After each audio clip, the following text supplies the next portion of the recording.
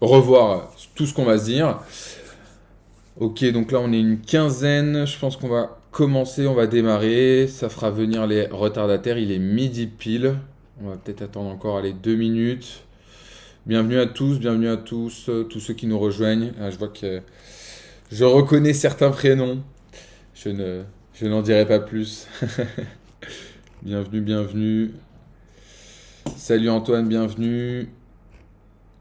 Donc comme je disais, on va voir ensemble donc tout ce qui est sur LinkedIn. Vous allez voir, il y a pas mal de petites astuces à connaître. Donc j'espère que je vais vous apprendre des choses tout au long de ces 50 minutes ensemble. On va commencer donc tout doucement. Je vais me présenter. Donc moi je m'appelle Pierre Paris, je suis le CTO et cofondateur de My Name is Bond. J'ai commencé en tant qu'ingénieur aux arts et métiers. Et par contre, Colin, si tu arrives à couper certains micros, ce serait top. Du coup, après les arts et métiers, j'ai fait. Ouais, essayez de couper vos micros si c'est possible, comme ça. Vous inquiétez pas, on répondra à vos questions, il n'y a pas de souci pendant le, pendant le webinar. Voilà, je coupe certains micros. Donc, comme je vous disais, ingénieur des arts et métiers, j'ai fait pas mal d'analyse de data après aux États-Unis. J'ai ensuite été consultant chez SIA Partner et j'ai fait beaucoup d'automatisation, notamment chez Veolia et chez North Oil Company. J'en ai fait aussi à la Banque Postale où j'ai vraiment amélioré les process. Et au fur et à mesure, on s'est dit qu'on allait lancer une agence d'automatisation sur les réseaux sociaux qui s'appelle donc My Name is Bond. Et donc, on automatise les actions sur ces réseaux-là. Voilà, pour vous présenter un petit peu ça. Aujourd'hui, je suis accompagné de Colline. Colline, je te laisse te présenter rapidement. Yes, bonjour à tous. Du coup, je m'appelle Colline. Je suis arrivée chez My Name is Bond il y a quelques mois. Et donc, en général, si vous nous contactez ou si c'est moi qui vous contacte, c'est moi que vous avez au téléphone. Je fais partie de la team sales de My Name is Bond. Ouais, Colline, on travaille ensemble là, depuis quelques mois. Donc pour vous mettre un petit peu dans le contexte, My Name is Bond, voilà, on a été créé l'année dernière, on automatise des actions. Aujourd'hui, on a accompagné déjà plus de 250 clients. Et dans la présentation, je vais vous montrer un peu des datas qu'on a récupérées de toutes ces différentes automatisations et qui vont vous donner des indications sur comment vraiment bien prospecter sur LinkedIn. Aujourd'hui, on est une équipe de 10 personnes avec notamment 5 développeurs qui maintiennent à jour les différents programmes pour nos clients. Alors, on va rentrer dans le vif du sujet. Qu'est-ce qu'on va voir aujourd'hui? Donc, on va déjà regarder un petit peu la population qui est présente sur LinkedIn. C'est assez important quand même de savoir pour qui est sur LinkedIn et qui est-ce qu'on est amené à contacter. Comment est-ce qu'on doit prospecter? Comment faire une recherche efficace? Donc là, c'est là où je vais vous donner un peu tous les petits tips et astuces dans cette partie. Et enfin, comment contacter sa cible et les conseils de la maison. Si vous avez des questions, je m'arrêterai à certains moments dans le webinar. Le but, c'est quand même qu'on échange. Je pense que certains d'entre vous sont en train de manger. Mais le but, voilà, c'est que vous appreniez beaucoup de choses pendant l'échange, assez ludique. Moi, je vais essayer d'être assez rapide, assez incisif pour pas que vous vous endormiez, parce que j'ai déjà fait des webinars où c'était un peu lent. Donc là, on va essayer d'être rapide. Le but, c'est vraiment d'échanger. Donc, n'hésitez pas. Colline est à fond sur le chat avec vous pour répondre à vos questions. Et si jamais elle doit le dire à l'oral, on peut échanger. Ça peut concerner tout le monde. LinkedIn, comme vous le savez, c'est vraiment la plateforme parfaite pour le B2B. Il faut savoir que LinkedIn, donc, il y a 722 millions d'utilisateurs dans le monde et il y en a 10,7 en France. Ça veut dire qu'en gros, à peu près une personne sur 10 a un compte LinkedIn et du moins est un utilisateur récurrent. Là, le 10,7 millions, c'est une personne qui se connecte au moins une fois par mois. Donc, c'est un énorme réseau social aujourd'hui en France. Pour bien comprendre LinkedIn, je pense que c'est important de comprendre les objectifs de LinkedIn. LinkedIn, évidemment, c'est une entreprise à but lucratif. Donc, eux, ce qu'ils veulent, c'est faire de l'argent. Et comment ils font de l'argent? Ils le font en 3 étapes. Acquisition, rétention, revenu. Leur but, c'est d'acquérir des clients. Donc, aller chercher un petit peu à droite, à gauche, par exemple, des gens qui sont présents sur Twitter et de les ramener sur la plateforme de LinkedIn. Une fois qu'ils ont récupéré un client, c'est-à-dire qu'il a téléchargé l'application ou qu'il a créé son compte sur LinkedIn, il va falloir le faire revenir. Et donc là, c'est tout le jeu de l'algorithme de LinkedIn, du fil d'actualité, pour qu'à chaque fois que vous reveniez sur LinkedIn, vous ayez un fil d'actualité différent avec des nouvelles informations. Et enfin, une fois que vous êtes vous êtes un client qui a de la rétention, il va falloir un petit peu passer à la caisse pour certains. Et donc, ça se passe à travers deux éléments. Le premier élément, c'est toutes les solutions type Sales Navigator, etc. Et l'autre élément, c'est bien évidemment les pubs. Donc, il y a beaucoup de contenu sponsorisé et les LinkedIn Ads. Voilà, je pense que c'est important de l'avoir en tête pour bien comprendre ce réseau et bien l'utiliser. En termes de population, donc sur LinkedIn, on retrouve essentiellement les décideurs B2B. On le retrouve beaucoup plus sur LinkedIn que sur Facebook, Twitter ou Instagram, qui n'a pas vocation à faire du B2B, même si aujourd'hui, il y en a de plus en plus. Donc là, vous avez l'évolution des utilisateurs en fonction des années. Voilà, bon, le schéma parle de lui-même. Il y a énormément de décideurs B2B. Donc, si vous voulez faire du business, trouver des clients, trouver des prospects, etc., c'est le bon moyen. Maintenant, on va regarder un petit peu l'âge de ces décideurs B2B. Et en fait, on se rend compte que sur LinkedIn, on a énormément de ce qu'on appelle les jeunes cadres dynamiques, des personnes entre 25 et 34 ans qui sont un petit peu nouveaux sur la plateforme et qui sont donc présents en majorité. On a 58,5% de cette population-là. 18-24, donc pourquoi les 18-24 ans arrivent en deuxième position? C'est parce que LinkedIn a été créé en 2002, donc c'est quand même assez jeune entre guillemets pour si on regarde ça à l'échelle d'une carrière. Et donc c'est plus sur la génération 90-95 que LinkedIn touche des personnes que sur les générations d'avant, donc les grands décideurs on va dire, qui sont présents seulement à 2,1% pour les plus de 55 ans. Sachez que de toute façon, que ce soit par exemple des PDG de Renault, des PDG de grands laboratoires pharmaceutiques, c'est rarement eux qui gèrent leur LinkedIn. Ils ont une équipe dédiée à ça et qui répond aux messages et qui publie pour eux. Est-ce qu'il y a des questions jusque-là? Je pense que là pour l'instant je vais juste donner des informations brutes. On n'est pas sur des tips incroyables. On va rentrer dans le vif du sujet un petit peu plus tard. Donc, qui est-ce qu'on doit prospecter? Il n'y a pas de question pour l'instant. Parfait, merci Colline. Qui est-ce qu'on doit prospecter sur LinkedIn? Évidemment, les entreprises B2B. LinkedIn, c'est puissant et en fait, on se rend compte parmi nos clients qu'il y a très peu de personnes qui ont une stratégie de prospection sur LinkedIn. Donc, c'est très important d'en avoir une. Je ne sais pas si parmi vous, vous êtes déjà posé la question de est-ce que j'ai une stratégie de prospection sur LinkedIn aussi forte que sur un autre canal? Par exemple, faire de la publicité dans les médias, etc. Donc, nous, on a posé la question, on a fait plusieurs sondages et en fait, on s'est rendu compte qu'il y avait seulement 12% des entreprises aujourd'hui qui avaient une réelle méthode de prospection sur LinkedIn. C'est peu, sachant qu'il y a énormément de choses à tirer de cette plateforme. Donc vraiment, essayer de mettre en place une vraie stratégie, de rechercher des prospects, de les contacter et surtout de faire de la création de contenu. On a fait un webinaire il y a 2-3 semaines sur comment générer des leads à partir d'un post sur LinkedIn. On pourra vous mettre le lien qui est présent donc, sur YouTube, c'est disponible. Donc n'hésitez pas à aller le voir. C'est parti, on avance. Donc ça, c'est un petit peu vous quand vous arrivez sur LinkedIn et que vous recherchez un prospect. Donc ça, c'est une image tirée du film Coco. Il y a tellement de personnes et il y a tellement moi, je dis un peu que trouver un prospect, c'est trouver une aiguille dans une botte de foin, que c'est vraiment très compliqué de le trouver. En fait, LinkedIn est une énorme base de données qui est rangée plus ou moins bien, c'est un peu comme une chambre. C'est pas forcément très facile, donc attendez, désolé, en même temps j'accepte les personnes qui sont dans la salle d'attente.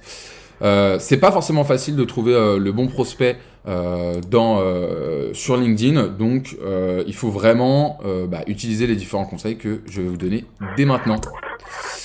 Donc comment on fait une recherche efficace? On va faire un petit peu de théorie là pour les personnes qui ont anciennement peut-être fait un peu de maths, ça va vous parler. Attendez, je vais couper un micro voilà. Je coupe juste vos micros, hein. C'est pas que je veux pas vous laisser parler, mais c'est pour pas qu'il y ait de bruit de fond. Donc, comment faire une recherche efficace? Alors, pour faire une recherche efficace, on va s'intéresser à ce qu'on appelle des opérateurs booléens. Je pense que ça parle à certains d'entre vous. Les opérateurs booléens, en fait, c'est donc, ça vient un petit peu du code et c'est un peu la naissance des ordinateurs. C'est de savoir entre deux populations où est-ce qu'on va aller chercher, entre une population A et une population B. En fait, il y a 3 grands types d'opérateurs booléens. Le premier, c'est les opérateurs AND. C'est-à-dire qu'on va mettre une recherche dans LinkedIn, par exemple stagiaire, et on va lui dire qu'on veut on veut trouver un stagiaire qui soit aussi dans le marketing. Dans ces cas-là, on va lui donner 2 mots-clés, le mot-clé A et le mot-clé B, et on va lui dire qu'il faut trouver des résultats. Attends, j'enlève le micro de Benoît. Donc il faut qu'il trouve des résultats qui sont à la fois un stagiaire et à la fois dans le marketing. Je vais vous montrer après sur mon LinkedIn des exemples concrets. Le deuxième cas, c'est l'opérateur OR. C'est-à-dire qu'il faut soit qu'il soit stagiaire, par exemple, soit qu'il soit étudiant. Comme ça, vous allez toucher les 2 populations. Et enfin, le dernier cas à connaître, c'est le NOT. Donc ça, c'est pour moi le plus intéressant à utiliser sur LinkedIn. C'est par exemple de dire je veux un responsable marketing. Non, par exemple, je veux un étudiant, mais pas stagiaire. Donc on va mettre étudiant, not stagiaire, puisque vous cherchez quelqu'un qui n'est pas en stage et qui cherche un stage, par exemple. Donc vous allez utiliser cela. Et donc ça vous permet vraiment de trier la base de données de LinkedIn et d'aller chercher vos résultats. Donc je vais vous montrer, et on reviendra sur cette slide après, dans mon LinkedIn, comment ça se passe. Alors, on va partir donc sur cet exemple de stagiaire. Donc je me mets à votre place, je cherche un stagiaire dans LinkedIn, j'appuie sur Entrée. Une fois que j'ai appuyé sur Entrée, on va taper donc ici sur People. On attend, ça charge, et là on voit, on a 11 800 000 résultats. Première astuce, il faut dire à LinkedIn qu'on veut absolument... Attendez, il y a encore des nouvelles personnes dans la salle d'attente. Bienvenue à tous, désolé pour la salle d'attente, hein, j'ai un peu du mal à gérer les deux en même temps. Mais là, normalement, c'est bon, vous êtes connectés. Donc là, j'étais en train d'expliquer, donc une fois qu'on a fait notre recherche, donc stagiaire, on trouve qu'on a 11 millions de résultats. Première astuce, c'est de mettre le mot stagiaire entre guillemets pour lui dire d'aller chercher que ce mot-là. Donc là, vous voyez, on tombe à 28 000 résultats. Donc ça a vraiment énormément trié. Et pour comprendre la différence entre les deux, il faut comprendre comment LinkedIn fonctionne. En fait, LinkedIn, c'est un peu comme Google. Quand vous mettez stagiaire comme ça, décidément, il y a pas mal de gens dans la salle d'attente. Quand vous mettez LinkedIn comme ça, en fait, quand vous mettez stagiaire dans la barre de recherche LinkedIn, LinkedIn va rechercher partout là où il peut trouver le mot stagiaire dans un profil. Partout, partout, partout. C'est-à-dire que si une personne a été stagiaire il y a 40 ans, elle va sortir dans cette liste-là. Or, les personnes pensent souvent que quand on écrit stagiaire dans la barre de recherche, LinkedIn va aller chercher que les stagiaires. Et ça, c'est la grosse erreur à ne pas commettre. En réalité, c'est vrai et c'est faux. Pourquoi ? Parce que là, vous voyez, il y a énormément de pages. Pour avoir les 11 millions de résultats, c'est énorme. Mais LinkedIn va faire un travail... Ah, bien vu, j'ai écrit stagiaire. Voilà. C'est pour ça que tout à l'heure, en mettant les guillemets, ça a énormément baissé. Je trouvais ça aussi bizarre. En fait, ce qu'il va faire, c'est mettre les résultats les plus pertinents dans les premières pages, mais dans les pages d'après, ça va énormément se dégrader. Et donc, on peut un petit peu être frustré si par exemple vous utilisez une solution d'automatisation. Lorsque le robot tourne depuis quelques mois, on voit que les résultats se dégradent et ça peut être frustrant. Donc, le but, c'est vraiment de indiquer dès le début et d'essayer de réduire votre scope de nombre de personnes qui sont présentes sur LinkedIn au minimum possible pour que ce soit le plus pertinent. Donc, on va le faire ensemble. Donc là, vous voulez stagiaire. Donc, premier tips, on met stagiaire entre guillemets pour indiquer à LinkedIn, je veux seulement que ce soit stagiaire. Je veux pas qu'il y ait d'autres mots à côté ou d'autres mots avant. Donc là, il va sélectionner dans la base de données et là, on a seulement les personnes qui sont stagiaires qui sortent. Donc là, vous voyez, on a vraiment divisé par 10 le nombre de résultats, c'est pas mal. Maintenant, on va filtrer encore plus. Et donc, pour filtrer encore plus, on va aller dans All Filter et on va utiliser un filter qui est ici, qui s'appelle le filter Title. Attendez, j'accepte. Salut Xavier. Et donc, dans le filter Title, on va rajouter stagiaire. Hop, tac. Et on va lui dire Show Result. Et là, on se rend compte qu'il y a 171 000 personnes qui sont vraiment stagiaires. Donc, on passe de 11 millions à 171 000. C'est quand même colossal. C'est un exemple qui est quand même ultra parlant pour cette partie-là. Donc, voilà, utilisez vraiment ça. Utilisez les guillemets et utiliser le all filter. Maintenant, on va voir ce qu'on a vu juste avant, donc les opérateurs booléens. Donc, si on veut, par exemple, rechercher, je vais mettre un mot très global. Ça, c'est un truc normalement à pas faire. C'est de mettre un mot ultra global qui est marketing. Pourquoi? Parce que, comme je vous ai dit, LinkedIn, il va chercher en mots-clés comme si vous faisiez une recherche Google. Donc là, il va aller chercher dans tous les profils dès qu'il trouve le mot marketing. Donc c'est hyper large. Et par exemple, si quelqu'un, donc en début de recherche, il va vous mettre des choses assez cohérentes. Mais dans les pages qui vont suivre, si quelqu'un a fait un job et que dans une de ses missions de son job ou dans son descriptif, il a écrit le mot marketing, il va ressortir. Alors que ça se trouve, je vous dis n'importe quoi, c'était un gars qui gérait des boulons dans une usine et qui a géré le marketing de l'entreprise. Il n'y a aucun rapport, enfin c'est pas du tout ce que vous recherchez, donc c'est très global.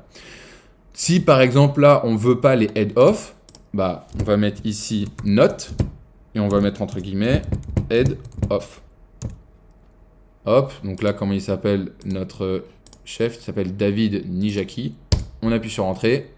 Normalement David Nijaki disparaît. S'il n'avait pas disparu, ça aurait été un peu compliqué. Bon, j'aurais mis ça sur l'aléa du direct. Et donc là, vous voyez qu'on a enlevé donc ces personnes-là. Si par exemple, pareil, vous ne voulez pas des responsables, vous rajoutez note et vous mettez responsable. Je vous conseille tout le temps de le mettre entre guillemets, parce que comme ça, c'est le mot exact qui ressort. Donc là, vous voyez, hop, on a supprimé ça. Donc, ça, c'est pour l'opérateur note. Ça marche franchement super bien. Maintenant, vous pouvez aller plus loin et, par exemple, trouver des choses par rapport à un secteur d'activité que vous voulez utiliser. Par exemple, si vous voulez tout, on va dire, responsables commercial. Ça, c'est souvent une recherche que vous faites. Responsable commercial, on a 2 millions de résultats. Ok. Maintenant, je me dis, bon, moi, ça ne m'intéresse pas toutes les industries. Donc ici, je peux venir dans les industries et dire, par exemple, voilà, on va mettre real estate, donc l'immobilier. On a 56 000 résultats. Ok. Si on le met entre guillemets, qu'est-ce que ça donne? Ça va affiner encore plus. 4000 résultats. Donc là, c'est quand même énorme. Donc, sur une recherche où on se disait, ça va, on a beaucoup de résultats sur 50 000, 56 000, on tombe quand même à 4000 en mettant les guillemets. Donc, c'est hallucinant. Maintenant, on peut se dire, ok, bon, j'en ai 4000, mais j'en veux plus. Eh bien, on va mettre un OR et on va mettre, par exemple, directeur commercial. Tac. Ajouter. Et là, de 4000, on va passer à 8000. Voilà, on a fait x2. Ok, pas mal. Tout en gardant bien évidemment notre filtre sur real estate. Donc ça, c'est assez intéressant. Et vous voyez, ici, à chaque fois qu'on a current 2 points et le mot en gras, c'est que vous avez fait une bonne recherche. C'est que vous êtes entre guillemets dans le vrai parce que ça veut dire que vous avez bien indiqué à LinkedIn qui aller chercher. Et ça, c'est vraiment important. En fait, quand vous faites une recherche sur LinkedIn, pensez Google. C'est simple. Si vous cherchez un site internet, il faut vraiment penser Google. Il y a Laurent qui demande ce que c'est la différence de résultats entre LinkedIn et Sales Navigator. Bonne question. C'est un peu plus complexe que ça. En fait, la vraie différence entre LinkedIn et Sales Navigator, elle réside dans les filtres. Là, dans les filtres qu'on a, on a une possibilité qui est assez restreinte. C'est-à-dire qu'on a plusieurs types de filtres. On a les connexions. Donc là, on va chercher par exemple... En fait, ouais, la différence entre Sales Navigator et LinkedIn normal pour la recherche, c'est les filtres. Là, on n'a que certains filtres. Dans Sales Navigator, on est capable de rajouter beaucoup plus de mots-clés et beaucoup plus d'entreprises. Mais honnêtement, si vous savez bien utiliser déjà avec tout ce que je vous ai donné là, des OR et des guillemets, vous allez atteindre les mêmes résultats qu'avec Sales Navigator. Pour moi, Sales Navigator, c'est pas du tout obligé de l'utiliser. À titre personnel, moi, avec l'ensemble de nos clients, on ne le recommande pas et on automatise leur compte sans Sales Navigator et ça marche très très bien. J'arrive pas à accepter. Voilà. Donc voilà. Pour faire un petit tour sur les différents fils qu'on peut ajouter, donc on a par exemple les connexions, donc premier réseau, deuxième réseau, troisième réseau. Il faut voir LinkedIn comme un réseau en toile d'araignée. On a les premières connexions qui sont donc entre guillemets l'équivalent de vos potes sur LinkedIn, vos amis, donc ceux avec qui vous êtes connectés. Les deuxièmes connexions, c'est les personnes qui sont connectées avec vos amis. Et les troisièmes connexions, c'est les personnes qui sont connectées avec les amis de vos amis. Là, on peut rajouter ici un filtre sur Connection Off. Ça peut être intéressant, ça peut être utile d'aller chercher directement toutes les personnes qui sont en relation avec quelqu'un. Ça peut être pertinent. En termes de localisation, donc ça va de soi. Les entreprises où ils travaillent en ce moment, les entreprises où ils travaillaient avant, les écoles, les profils dans une langue ou telle langue, ça c'est intéressant. Voilà, donc là il y a c'est des nouveaux filtres. C'est pas très bien filtré dans LinkedIn, je vous déconseille de les utiliser. Les différents services, donc ça c'est et ici donc là les keywords. Donc les keywords c'est vraiment c'est poussé. Les keywords ça sélectionne, c'est drastique. Donc faut pas l'utiliser trop non plus. Donc ça c'est ce que je vous montrais dans cette slide là. Hop, je vais juste finir sur cette partie là et ensuite je vais répondre à vos questions avant de passer à la partie comment les contacter. Donc là il y a un petit bug. Je crois que vous voyez mon écran noir, non? Ah non, c'est bon. Ok, donc là on a vu ici par exemple, vous pouvez vraiment vous amuser avec les connecteurs. Gardez bien en tête ce schéma. End, c'est pour le lien entre les deux. Or, c'est pour l'ensemble des deux mots-clés. Et Not, donc c'est exclusif, ça enlève un des mots-clés. Donc ici par exemple, un CEO, not co-founder, ça va vous donner des résultats où vous allez avoir les CEO mais pas les co-founders. Voilà, ça on a vu. Maintenant, il y a une autre possibilité, quelque chose qui est assez intéressant et que peu de personnes utilisent. Là, typiquement, moi j'avais fait un post sur toutes les solutions no-code et d'automatisation, parce que j'aime bien ça et j'avais récupéré une infographie très très bien faite. Donc j'en avais fait un post. Et vous voyez que là on a 15 000 vues et 112 likes. Et en fait, c'est une bonne idée d'aller parcourir certains posts sur LinkedIn, donc en faisant des recherches à partir de mots-clés, et au lieu d'appuyer sur People, vous appuyez sur Post, et d'aller contacter manuellement les personnes qui ont liké ou qui ont commenté un post. En fait, c'est les personnes qui vont être le plus engagées par rapport à votre cible. Donc, je sais pas, si quelqu'un fait un post, par exemple, sur le marketing digital, vous allez voir toutes les personnes qui ont liké ou qui ont commenté le post, et vous êtes sûr que c'est des personnes qui vont avoir un attrait avec le marketing digital. Donc c'est assez important à savoir et à garder en tête. C'est une petite astuce en plus, c'est cadeau. Comment on contacte notre cible? Maintenant qu'on a trouvé l'ensemble des personnes qu'on souhaite contacter, il va bien falloir trouver la façon avec laquelle on va les contacter. Deux écoles. Est-ce qu'on met un message? Est-ce qu'on met pas de message? Moi et My Name is Bond, notre école, c'est de dire qu'on met un message. Il faut toujours mettre un message quand vous vous connectez avec quelqu'un. Pourquoi? Parce qu'on sait qu'un des péchés de l'homme, c'est d'être un petit peu vaniteux et donc d'aimer avoir des personnes qui s'intéressent à nous. Sauf que quand vous mettez un message, je passe à la slide d'après parce que là c'est un peu en boucle, quand vous mettez un message, vous indiquez pourquoi vous contactez cette personne-là. Et donc, elle sait tout de suite, en vous acceptant, quel est votre intérêt. Et donc pour moi, c'est hyper important, donc il faut toujours mettre un message. Là, je vais vous montrer toutes les métriques qu'on a récupérées de nos clients et des différentes campagnes qu'on a lancées depuis 1 an et demi. Faut savoir qu'en moyenne, on envoie entre 50 et 100 messages par jour, multiplié par le nombre de nos clients, c'est-à-dire à peu près 250. Je vous laisse imaginer le volume de messages qu'on a envoyé en 1 an et demi et les métriques qu'on a associées. On va commencer par le taux d'acceptation d'une invitation envoyée sans message. En moyenne, il est de 35% pour nos clients. C'est un bon taux d'acceptation. Ça veut dire que si vous envoyez 10 invitations, vous en avez 3-4 qui sont acceptées. C'est pas mal. Attends. Je crois que tu avais un bug sur ton son et on n'a pas entendu le slide avant. Ah. Celui-là? Ça s'est arrivé au slide d'avant encore. Celui-là? Ouais. Ok. Et parce que tu avais aussi quelques questions. Attends, j'ai un petit problème de réseau.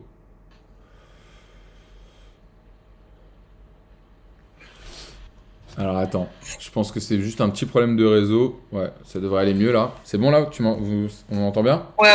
Ok. Ouais, donc je reviens sur ce slide là. Donc ça, c'est ce que je vous ai montré rapidement dans le live, on va dire. Donc utilisez vraiment bien ces connecteurs, note avec les guillemets pour vraiment cibler. Ici, title, donc ça, c'est les keywords qui doivent être présents, par exemple, dans le first name, dans le last name, dans la compagnie, etc. Faites attention, ces keywords sont très, très puissants. Ça va vraiment vous sélectionner rapidement dans la base de données, donc utilisez-les avec parcimonie. Et enfin, je voulais vous donner un autre tips à utiliser. Là, typiquement, moi, j'avais fait un post sur des solutions no-code ou des solutions d'automatisation.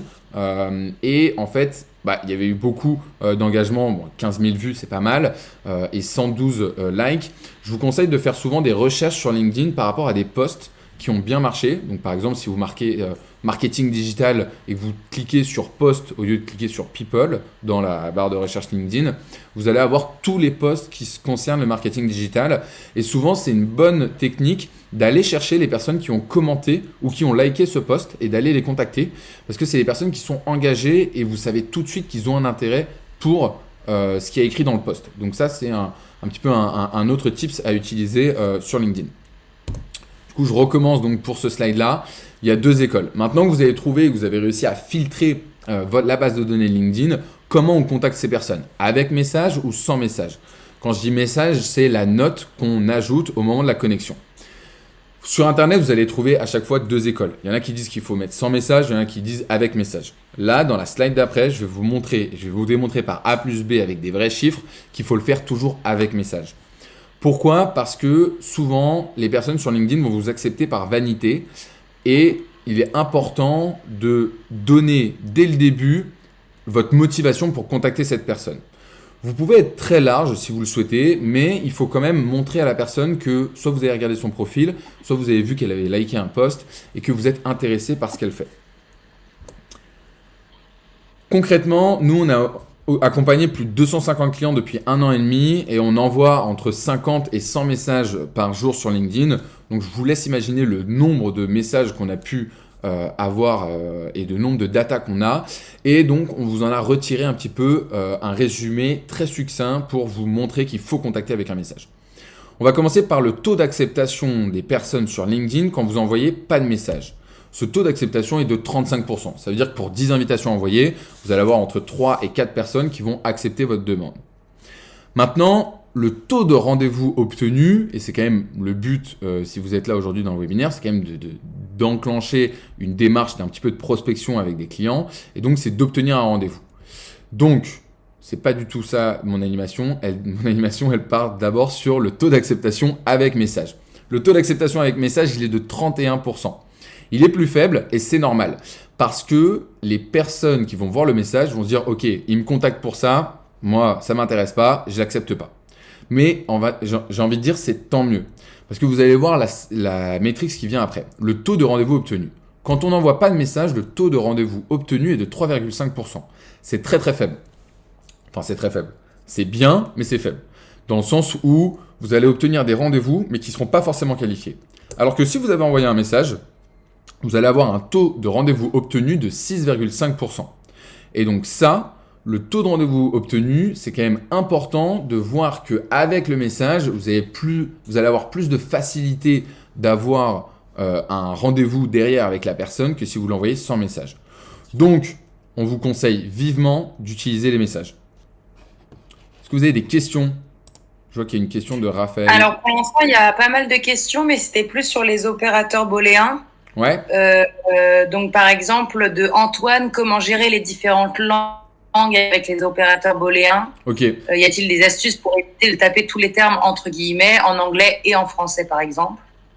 Ok, alors on va revenir sur les booléens, mais on va le faire une fois qu'on a fini ces différentes slides, du coup, sur cette partie-là.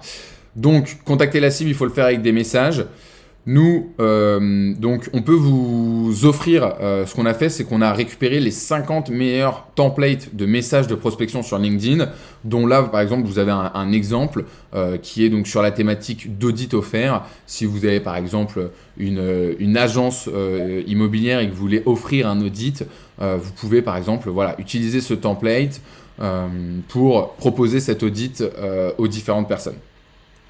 Donc, on va vous mettre le lien en fin de webinaire et de toute façon, on vous l'enverra par mail, ce template avec les 50 meilleurs messages de prospection sur LinkedIn.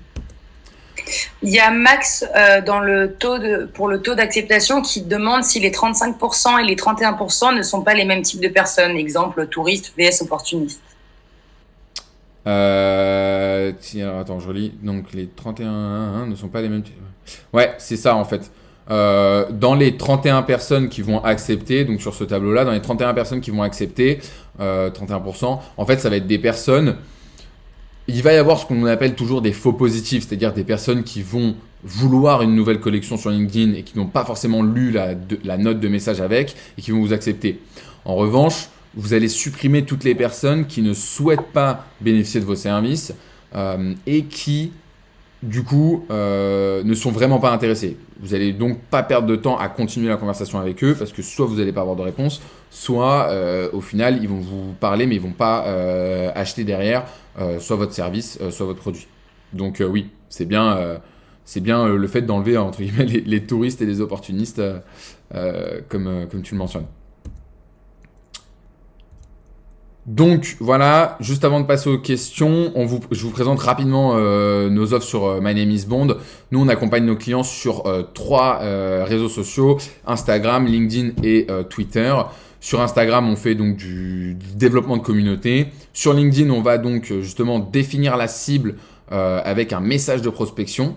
On fait environ 3000 visites de profil par mois et 3000 demandes de connexion personnalisées, donc en mettant le nom de la personne en variable. Et on vous donne des rapports en fin de mois sur l'ensemble des actions qui ont été effectuées. Pareil sur Twitter, on va faire donc du follow and follow, du like et du développement de communauté avec votre profil, tout en sachant que sur Instagram, c'est assez poussé, donc on a mis en place en fait des programmes liés avec un logiciel qui s'appelle UiPath, qui est un logiciel donc d'automatisation assez puissant. Et en fait, dans tous les cas, dans toutes les plateformes, dans tous nos programmes, on mime vraiment l'activité humaine. Donc, on n'a pas de problème de blocage et de suspension de compte. C'est ce qui fait un petit peu notre force et notre singularité. On vous met bien évidemment un code promo spécifique pour le webinaire de 20% qui va vous permettre donc de bénéficier de 20% de réduction comme son nom l'indique. Je suis en train de rajouter quelqu'un qui est dans le lobby. Il y a voilà, Ben qui demande si le follow and follow n'est pas risqué du point de vue d'Insta. Alors ouais, maintenant, donc juste donc sur les 20%, vous pouvez aller sur notre site, remplir les formulaires pour avoir des demandes d'informations. On fera un call avec vous, Colline, Marion ou moi, et on discutera ensemble de vos besoins. Et si vous mettez donc le webinaire 20 en code promo, vous aurez 20% de réduction.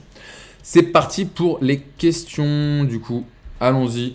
Alors du coup, on va les reprendre dans l'ordre, Colline, par souci d'équité, on va dire.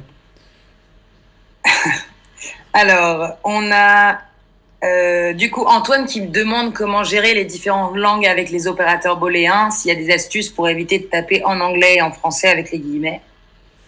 Alors, pour tout ce qui concerne les langues sur LinkedIn, c'est possible donc d'utiliser ici Profile Language. Donc vous utilisez ici le langage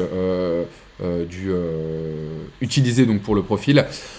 Moi personnellement, je déconseille de mixer les langues en fait dans les recherches. C'est-à-dire que je sais que certains métiers ont 2 appellations en France ou en Angleterre. Enfin, certains disent par exemple growth hacker et d'autres disent responsable de la croissance.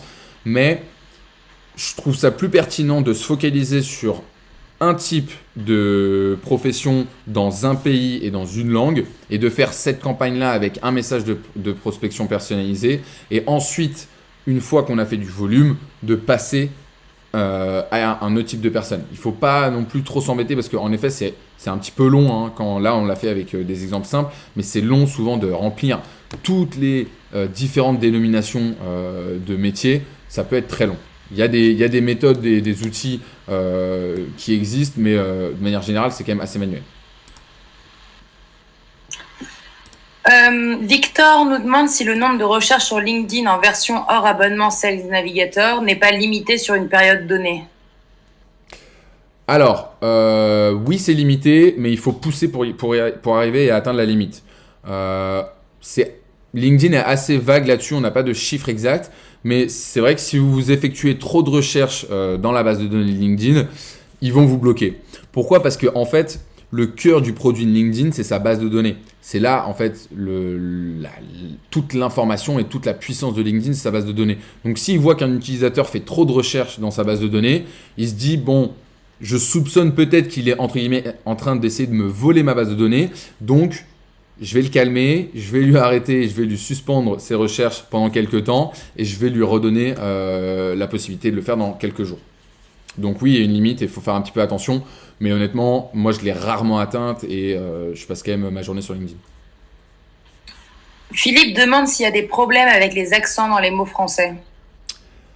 Ouais, il y a des problèmes et en fait, les problèmes, ils viennent des deux côtés, à la fois du côté de LinkedIn et à la fois du côté des personnes qui créent leur profil. En fait, les accents, ça peut toujours être un problème, mais en même temps, je suis en train de me dire dans quel cas est-ce qu'on chercherait quelqu'un par son prénom? C'est pas forcément. Enfin, je vois pas trop un use case qui me dirait je vais chercher par exemple, tous les Benoît et je vais avoir un problème entre les Benoît écrits comme ça et les Benoît sans accent. Je veux bien que tu précises du coup ou que tu me donnes un use case. On va attendre la réponse de Philippe du coup. Ok.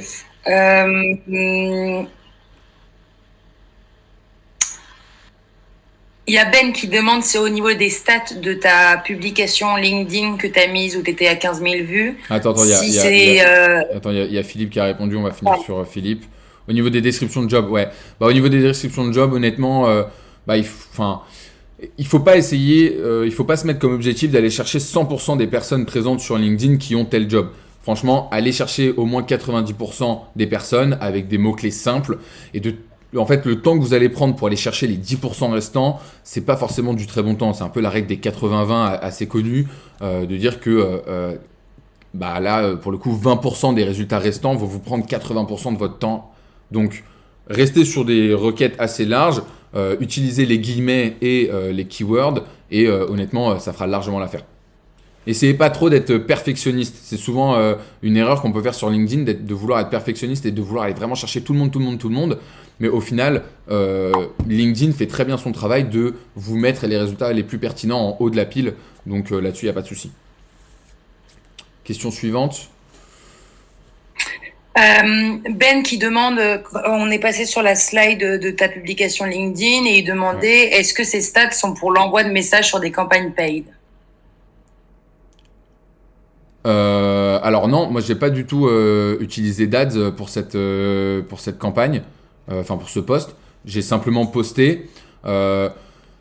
Honnêtement, toute la mécanique autour des posts, ça pourrait être un webinaire en entier, mais je vais te la résumer en 3-4 secondes.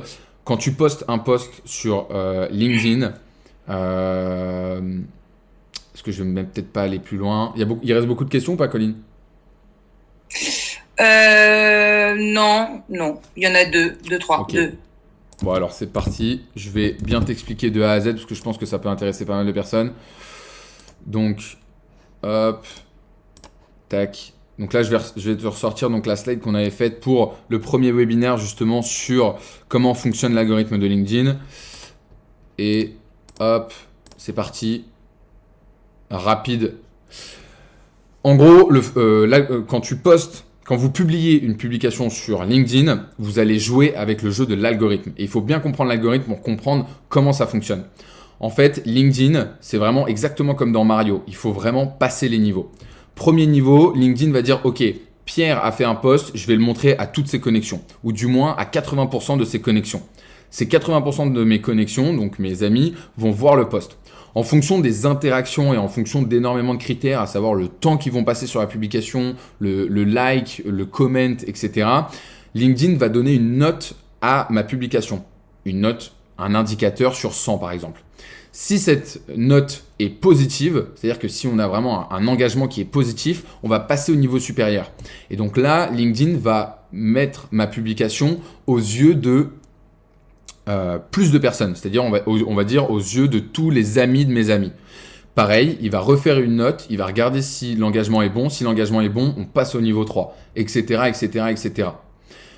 C'est pour ça, que plus votre...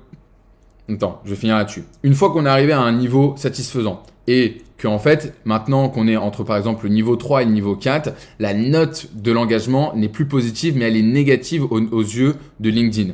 Et bien LinkedIn va faire le chemin inverse. Il va vous emmener au niveau 3, il va vous remontrer à des personnes du coup qui sont des amis, mais qui n'ont pas vu la publication. Et il va regarder, pareil, si l'engagement n'est pas bon, il va vous faire passer au niveau 2, et si l'engagement n'est toujours pas bon, il va vous faire revenir au niveau 1, c'est-à-dire à vos connexions.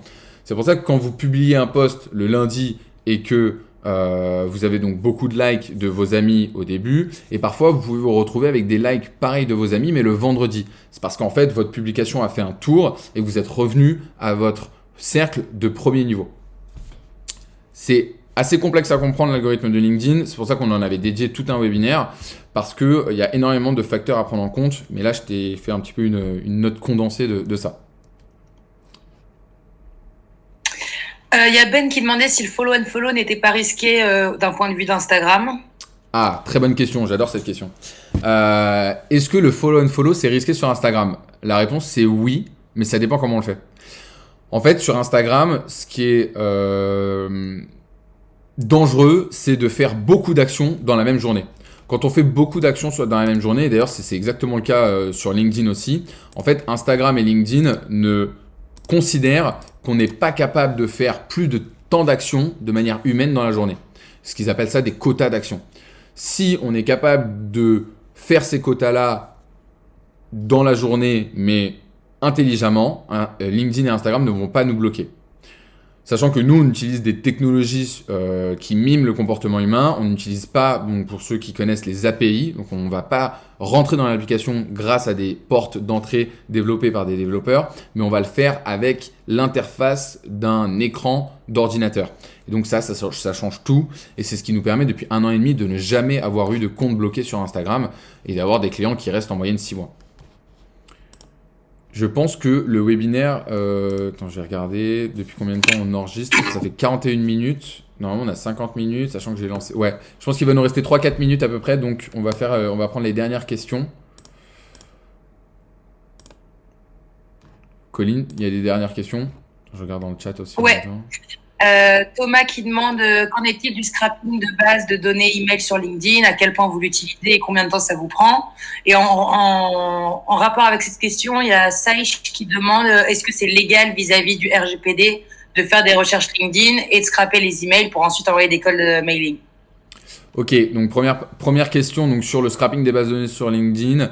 À